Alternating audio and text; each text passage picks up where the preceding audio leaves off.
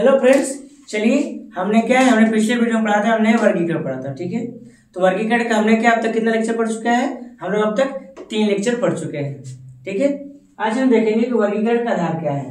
तो वर्गीकरण की जो आधार होती है, सबसे खास बात ये होता है कि यहाँ पे जो प्राणी होते हैं, तो प्राणी में जैसे उनका पाचन तंत्र हो गया, श्वसन तंत्र हो गया, शरीर का संगठन हो गया, फिर इसका परिसंचरण तंत्र हो गया, फिर इसका हम कह सकते हैं बॉडी के बाहर का जो संगठन है, वो सब चीजों के हिसाब से क्या है, प्राणियों को वर्गीकृत किया गया है। ठीक है, क्या किया गया? प्राणियों को वर्गीकृत किया गया। प्राणियों कैसे वर्गीकृत किया गया? तो प्राणियों को उनके क्या है, सिमेट्री के हिसाब से उनको क्या अलग अलग तरीकों से उनको क्या किया गया, उनको बांट दिया गया है। ठीक है, या हम कह सकते हैं उनकी शारीरिक संगठन, जैसे कोशिकीय संगठन हो सकता है या उत्तक संगठन हो सकता है। तो कुछ ऐसे भी प्राणी होते हैं जो बहुकोशिकीय होते हैं, हमारी आंखों से, नग्न आंखों से दिखाई देते हैं, लेकिन फिर भी उनमें उत्तक का अभाव होता है। जैसे हम बात कर रहे हैं किसकी, हम पोरीफेरा प्राणियों की बात कर रहे हैं। ठीक है, तो पेरीफेरा जो प्राणी होते हैं, तो संसार के ऐसे प्राणी होते हैं जिनमें उत्तक नहीं पाया जाता है।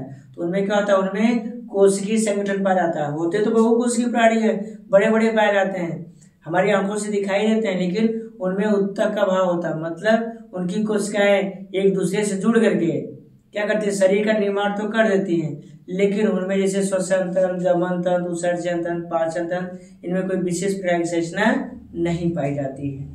ठीक है, आते हैं क्या है, हम आते हैं संगठन के स्तर आते हैं। ठीक है, तो यहाँ पे बताया गया जानवर कोशिकीय संगठन के विभिन्न स्तरों को प्रदर्शित करता है। क्या करते हैं? ये विभिन्न स्तर को क्या करेंगे, ये प्रदर्शित करते हैं, जो उनके विविध विकासवादी पथों को दर्शाते हैं। कुछ जैसे पोरीफेरा फाइलम में ढीले, उनमें कहते हैं जो ढीले कोशिकीय द्रव्यमान प्रदर्शित करते हैं। ठीक है, जटिलता में आगे बढ़ते हुए कोएलेटरल फाइलम में, ठीक है, जीव उत्तक स्तरीय संगठन, मतलब कि जो सबसे खास बात है कि यहाँ पे प्राणियों को क्या है, संगठन के हिसाब से 2 भागों में बांटा गया है, कोशिकीय संगठन और उत्तकीय संगठन कहा गया। जिसके शरीर का पूरा क्या संगठन कोशिका के आधार पे है। किसके आधार पे है? कोशिका के आधार पे है, तो उसे क्या कहा गया, उसे कोशिकीय संगठन कहा गया। और जिस प्राणी को क्या है, उत्तक के हिसाब से किया गया, तो उसे उत्तकीय संगठन कहा गया। और उत्तक वाले में जितने प्राणी का विकास हुआ है, उनमें श्वसन तंत्र, पाचन तंत्र, उत्सर्जन तंत्र, गमन तंत्र, सभी तंत्र विकसित होते हैं। ठीक है, और जो क्या, जो कोशिकीय संगठन होता है, तो कोशिकीय संगठन में क्या होता है, उनमें पाचन तंत्र, श्वसन तंत्र, गमन तंत्र, ये सब तंत्र क्या होते हैं, उनमें अनुपस्थित होते हैं। क्या हो गया, ये तंत्र सब अनुपस्थित होते हैं। ठीक है, फिर आते हैं क्या, समरूपता आते हैं। तो समरूपता क्या होता है? तो समरूपता के आधार पर जानवरों को वर्गीकृत किया जा सकता है। ठीक है, जैसे स्पंज अधिकतर असममित होते हैं, यानी केंद्र से गुजरने वाली कोई भी विमान उन्हें बराबर आधे भागों में विभाजित नहीं कर सकती है। तो समरूपता क्या है? तो समरूपता की किसी पे किया गया, जब प्राणी को क्या है, जब बीच से काटा जाए तो 2 बराबर भागों में विभाजित न हो, तो उन्हें क्या बोलेंगे, उन्हें समरूपता कहा जाता है। तो समरूपता क्या होता है? तो समरूपता का मतलब होता है क्या, कुछ ऐसे स्पंज होते हैं यदि जिसको हम बीच से काटे हैं, ठीक है, तो क्या होता है, बीच से डिवाइड नहीं होते, तो उन्हें क्या बोलते हैं, उन्हें असममित कहा जाता है। उन्हें क्या बोलते हैं, उन्हें असममित कहा जाता है। ठीक है, अब आते हैं क्या, रेडियल समरूपता आते हैं। रेडियल समरूपता पूछता क्या है, जब शरीर के केंद्रीय अक्ष से गुजरने वाला कोई तल जीवों को 2 समान हिस्सों में क्या करता हो, विभाजित कर देता हो। रेडियल समरूपता वाला, रेडियल सिमेट्री से जब किसी प्राणी को जब बीच से उसको काटे तो 2 बराबर भागों में बढ़ जाए। मतलब जब किसी प्राणी को जब हम बराबर से काटे तो क्या हो जाए, वो 2 बराबर भागों में बढ़ जाए, तो उसे क्या बोलेंगे, उसे बोलेंगे रेडियल समरूपता कहा जाता है। रेडियल समरूपता मतलब होता क्या है, एक ऐसी प्रक्रिया जब जिसमें किसी प्राणी को जब हम बीच से उसको डिवाइड करें तो 2 बराबर भागों में क्या हो जाए, वो बढ़ जाए, तो उसे क्या कहेंगे, उसे रेडियल समरूपता कहा जाता है। ठीक है, और द्विपक्षीय सममिति क्या होती है? तो द्विपक्षीय सममिति में उसका क्या है, जब किसी प्राणी को हम काटे तो उसका दायां और दोनों बायां भाग क्या हो जाए, बराबर हिस्सों में क्या हो जाए, बढ़ जाए। मतलब कि यहाँ पर शरीर को केवल एक ही तल में समान बाएं और दाएं हिस्सों में क्या है, विभाजित किया जा सकता है। 2पक्षीय समरूपता का मतलब उसको काटेंगे तो दायां बायां 2 बराबर भागों में क्या हो जाए, वो बढ़ जाता है। खाली दाएं और बाएं भागों में बटेंगे, अब बराबर नहीं बटेंगे। ठीक है, आते क्या है डिप्लोब्लास्टिक है, ट्रिप्लोब्लास्टिक आते हैं। डिप्लोब्लास्टिक में होता है क्या, एक ऐसा प्राणी जब उसके भ्रूणी के जब परिवर्तन का विकास हो, जब वो भ्रूणी अवस्था में था तो वहां पे क्या उसके शरीर के बाहरी हिस्सों में क्या हो जाए एक्टोडर्म और एंडोडर्म नामक दो परतों का निर्माण होता है, तो उसे क्या बोलेंगे, उसे डिप्लोब्लास्टिक कहा जाएगा। डिप्लोब्लास्टिक मतलब जब प्राणी के शरीर का जब विकास हो रहा था तो उस दौरान उसके शरीर में दो परत का निर्माण हो, एक्टोडर्म और एंडोडर्म, एक्टोडर्म और एंडोडर्म दोनों का विकास हो रहा है, तो उसे क्या बोलेंगे, उसे बोलेंगे डिप्लोब्लास्टिक कहा जाएगा। ठीक है, अरे दूसरे हम ट्रिप्लोब्लास्टिक की बात करते हैं तो ट्रिप्लोब्लास्टिक का मतलब क्या होता है, ट्रिप्लोब्लास्टिक मतलब जहाँ पे क्या है एक्टोडर्म, एंडोडर्म और मेसोडर्म ये तीनों परतें पाई जाए तो उसे क्या कहा जाएगा, उसे ट्रिप्लोब्लास्टिक कहलाता है। ट्रिप्लोब्लास्टिक मतलब जहाँ पे तीनों परत का निर्माण हो, एक्टोडर्म, एंडोडर्म और मेसोडर्म, एक्टोडर्म, एंडोडर्म और मेसोडर्म यदि तीनों परत का निर्माण हो रहा है तो उसे क्या बोलेंगे, उसे ट्रिप्लोब्लास्टिक कहा जाएगा। और दो परत बनाया तो उसे डिप्लोब्लास्टिक कहा जाएगा, मतलब एक्टोडर्म और एंडोडर्म, एक्टोडर्म और एंडोडर्म दो परत पाई गई शरीर के बाहर। परत शरीर में जो परत होती है यदि उनमें क्या तीन परत पाया गया, एक्टोडर्म, एंडोडर्म, मेसोडर्म, तो उसे कहा जाएगा ट्रिप्लोब्लास्टिक कहा जाएगा। यदि शरीर में पाया गया दो परत एक्टोडर्म और एंडोडर्म, ठीक है, एक्टोडर्म और एंडोडर्म पाया गया तो उसे क्या कहा जाएगा, उसे डिप्लोब्लास्टिक कहा जाता है। ठीक है, यहाँ पे दिखाया गया है कि जो एक्टोडर्म होती है सबसे बाहरी परत होती है और एंडोडर्म में क्या होती है सबसे अंदर परत, जो परत होता है घर पर, ये जो हमारे पास जो व्हाइट वाला परत है, ठीक है, जो व्हाइट वाला इधर वाला भाग इसे बोलेंगे एक्टोडर्म, सबसे बाहरी भाग है ये एक्टोडर्म है। ठीक है, और ये जो हमारे पास व्हाइट वाला भाग है इसे बोलेंगे एंडोडर्म बोलेंगे, और जो हमारे पास ये कलरफुल भाग है तो इसको बोलेंगे मेसोडर्म कहा जाता है। ठीक है, तो इस वाले भाग को मेसोडर्म, सबसे बाहरी भाग को एक्टोडर्म, और इस व्हाइट वाले भाग को क्या बोलेंगे, इसे एंडोडर्म कहा जाता है। क्या बोलते हैं इसको, एंडोडर्म कहा जाता है। ठीक है, अब आते हैं सीलोम आते हैं, तो सीलोम क्या होता है, तो सीलोम की उपस्थिति और अनुपस्थिति के हिसाब से क्या है इनको अनेकों भागों में इसको बांट सकते हैं। ठीक है, तो जानवरों का वर्गीकरण अक्सर सीलोम की उपस्थिति या अनुपस्थिति पर आधारित होता है। ठीक है, जो एक महत्वपूर्ण शारीरिक विशेषता होती है। ठीक है, और सीलोम मेसोडर्म द्वारा क्या है पंक्तिबद्ध एक तरल पदार्थ से भरी गुहा होती है, शरीर की दीवार और आंत की दीवार के क्या होती है बीच में ये मौजूद होती है। ठीक है, मतलब कि इनकी उपस्थिति और अनुपस्थिति के हिसाब से प्राणियों कितने भागों में बांटा गया है, तीन भागों में बांटा गया है। ठीक है, पहला क्या है सिलोमेट्स होता है। ठीक है, सिलोमेट क्या होता है, तो सिलोमेट का मतलब होता है क्या, सिलोमेट के रूप में वर्गीकृत जानवरों में सिलोम होती है जो मेसोडर्म द्वारा पंक्तिबद्ध एक अलग गुहा होती है, मतलब कि सिलोम द्वारा क्या होती है इनमें एक अलग सी गुहा पाई जाती है। ठीक है, जैसे एनिलिडा, मोलस्का, आर्थ्रोपोडा और इकाइनोडर्मेटा और हेमिकारिटा कार्डेटा होते हैं। मतलब कि जो सिलोमेट्स होता है तो क्या होता है, तो यहाँ पे जो सिलोमेट्स होते हैं यहाँ पे इस चित्र को दिखाया गया है, जो सिलोमेट्स होता है तो इस भाग को दिखाया गया है। ठीक है, इस वाले भाग को,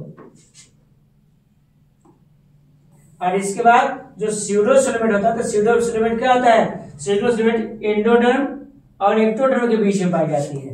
ये कहाँ पाई गई थी, ये पाया गया था एक अलग गुहा का यहाँ पे निर्माण किया गया था। ठीक है, यहाँ पे एक अलग गुहा का निर्माण किया गया था, लेकिन जो स्यूडो सिलोमेट होती है या स्यूडो सिलोमेट एक्टोडर्म और एंडोडर्म के बीच में पाई जाती है। ठीक है, ये पाउच प्रदर्शित करते हैं, हालांकि परिणामी गुहा पूरी तरह से क्या होती है मेसोडर्म द्वारा पंक्तिबद्ध नहीं हो पाता, मतलब कि जो होता है जो ये सिलोमेट्स होता है। ठीक है, और जो स्यूडो सिलोमेट्स होते हैं तो जो स्यूडो सिलोमेट्स होता है पूरी तरीके से क्या है ये पंक्तिबद्ध ये नहीं हो पाया है। ठीक है, और जो ये सिलोमेट्स होता है तो क्या होते हैं ये सिलोमेट्स में क्या है कोई लोम की कमी होती है, इनमें क्या होता है इनमें सिलोम की क्या होती है इनमें कमी होती है, जिसका अर्थ होता है कि उनमें मेसोडर्म द्वारा पंक्तिबद्ध तरल पदार्थ से भरी गुहा नहीं होती, मतलब कि ये जो भाग नहीं होता इस भाग में कोई भी विशेष प्रकार की तरल भाग भरा नहीं होता है। ठीक है, अब आते हैं क्या सेगमेंटेड आते हैं, मतलब विभक्तिकरण। विभक्तिकरण कुछ होता क्या है एक ऐसी प्रक्रिया है जिसमें शरीर पे क्या पाए जाते हैं छोटे छोटे खंड पाए जाते हैं, तो शरीर पे उपस्थित छोटे छोटे खंडों को क्या कहा जाता है उसे विभक्तिकरण कहा जाता है। इसमें जैसे हम बात करें ग्रासहॉपर हो सकता है, टिड्डा हो सकता है, ठीक है, इसके बाद केचुआ हो सकता है, गोजर हो सकता है, ठीक है, फिर इसका जोंक हो सकता है, तितली हो सकती है, बिच्छू हो सकता है। तो इनके शरीर क्या होते हैं, छोटे छोटे खंड बने होते हैं। इनकी शरीर क्या होती है, छोटे छोटे भागों में क्या होती है, डिवाइड होती है। जिनकी भाग छोटे छोटे भागों में क्या हो, डिवाइड होते, उसे क्या बोलेंगे, उसे विभक्तिकरण कहा जाता है। ठीक है, अब आते हैं क्या, पृष्ठ दंड आते हैं। तो पृष्ठ दंड क्या होता है, तो पृष्ठ दंड हमेशा कहाँ पाई जाती है, ये कशेरुकी प्राणियों में पाए जाते हैं। पृष्ठ दंड कहाँ पाई जाती है, तो पृष्ठ दंड हमेशा कशेरुकी प्राणियों में देखने को मिलता है। तो पृष्ठ दंड हमेशा कशेरुकी प्राणियों में देखने को मिलता है, या हम कह सकते हैं कार्डियट्स होते हैं, ठीक है, जिनमें रीढ़ की हड्डी पाई जाती है। तो पृष्ठ दंड हमेशा क्या है, रीढ़ की हड्डी वाले प्राणियों में देखने को मिलते हैं। यह रीढ़ की हड्डी के अंदर एक मांसल जैसी संरचना होती है, ठीक है। इस वाले भाग को कहा जाता है, जो भाग नहीं हमारे पास है, इस भाग को क्या बोलते हैं, इसी बोलते हैं नोटोकार्ड कहा जाता है। और नोटोकार्ड हमेशा क्या होते हैं, ये कार्डियट सेक्शन से पाए जाते हैं, और नॉन कार्डियट्स में क्या होते हैं, ये अनुपस्थित होते हैं। और इन्हें भ्रूण का क्या कहते हैं, इन्हें भ्रूण का कंकाल के नाम से भी जानते हैं। नोटोकार्ड को भ्रूण का कंकाल कहा जाता है, ठीक है।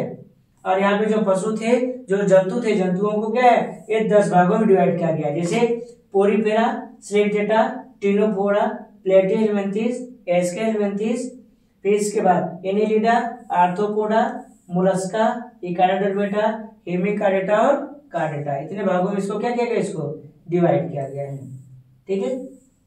तो यहाँ पे जो इनमें जो जंतु थे, ये देखा जंतु क्या होते हैं, बहुकोषीय होते हैं। तो बहुकोषीय जो प्राणी होते हैं, 2 भागों में बांटा गया। एक को कहा गया कोशिकीय स्तर और दूसरे कहा गया उत्तकीय स्तर, ठीक है। जो उत्तकीय स्तर था उसको 2 भागों में बांटा गया, बायलैटरल और रेडियल। अब बायलैटरल को 3 भागों में बांटा गया, मतलब कि ए सिलोमेट, सीडोसिलोमेट और सिलोमेट्स था। और सिलुलर जो कोशिकीय स्तर था, इसको 1 भागों, खाली पोरीफेरा में इसको डिवाइड किया गया, ठीक है। फिर आते हैं क्या, गैर कार्डियट्स आते हैं। तो गैर कार्डियट्स का मतलब होता है कि ऐसे प्राणी जिनमें क्या है, हड्डियां नहीं पाई जाती, मतलब कि अस्थि उपास्थि, इनका क्या होता है, इनमें इनका अभाव होता है। और साथ साथ इनमें नोटोकार्ड्स भी नहीं पाया जाता, मतलब मेरुदंड, ये सब चीजें क्या होती है, इनमें अनुपस्थित होता है, मतलब इन चीजों का इनके पास अभाव होती है, ठीक है। और इनमें क्या होता है, ये प्राणी क्या होता है, इससे समुद्री हो सकते हैं, या चाहे गीले स्थानों पर या चीन में पाया जाता है। मतलब इनमें देखा जाए तो इनमें वाह्य कंकाल देखने को मिलता है। इनमें क्या मिलेगा, इनमें वाह्य कंकाल क्या होता है, इनमें पूर्ण विकसित होता है, ठीक है। यहाँ पे क्या होता है, जैसे नॉन कार्डियट, जैसे हम बात, जैसे हम स्टार फिश की बात कर रहे थे, तारा मछली की बात कर रहे थे, केचुआ की बात कर रहे थे, और जेली फिश की बात कर रहे थे, सी अर्चन की, ठीक है, स्पंज हो गया, इसके बाद लोबस्टर्स हो गया, ठीक है। इन प्राणियों की बात हो रही थी। अब आते हैं अकशेरुकीय प्राणियों के कुछ हम लक्षण आते हैं। तो यह अकशेरुकीय प्राणियों में क्या पाई जाती है, समरूपताएं पाई जाती है। समरूपताएं का मतलब क्या होता है कि इनकी भी बॉडी का जैसे रेडियल सिमेट्री, द्विपक्षीय और द्विरेडियल सिमेट्री भी क्या इनमें पाई भी जा सकती है और नहीं भी पाई जा सकती है। और इनका जो आकार होता है, तो आकार के हिसाब से भी क्या होता है, इनको अलग कर सकते हैं। जैसे कुछ प्राणी छोटे होते हैं और कुछ प्राणी इनके पास क्या होते हैं, बड़े होते हैं, ठीक है। और जैसे आपने देखा होगा, जैसे मोलस्का संघ में जो ऑक्टोपस होता है, तो मोलस्का संघ में ऑक्टोपस विश्व का सबसे बड़ा अकशेरुकीय प्राणी माना जाता है, जिसका वजन लगभग 80 टन माना गया है, ठीक है। ऑक्टोपस का वजन लगभग 80 टन माना गया है, और विश्व का सबसे बड़ा अकशेरुकीय प्राणी कहा जाता है। इसे क्या बोलते हैं, यह विश्व का सबसे बड़ा अकशेरुकीय ये प्राणी होते हैं, ठीक है। आगे हम प्रजनन की बात करें, जनन या प्रजनन की, तो क्या होता है, ये प्राणियों में दोनों हो सकता है, लैंगिक जनन और अलैंगिक जनन दोनों पाए जा सकते हैं। तो प्राणियों में क्या होता है, तो प्राणियों में लैंगिक जनन और अलैंगिक जनन, उनमें क्या है, दोनों देखने को मिलता है, ठीक है।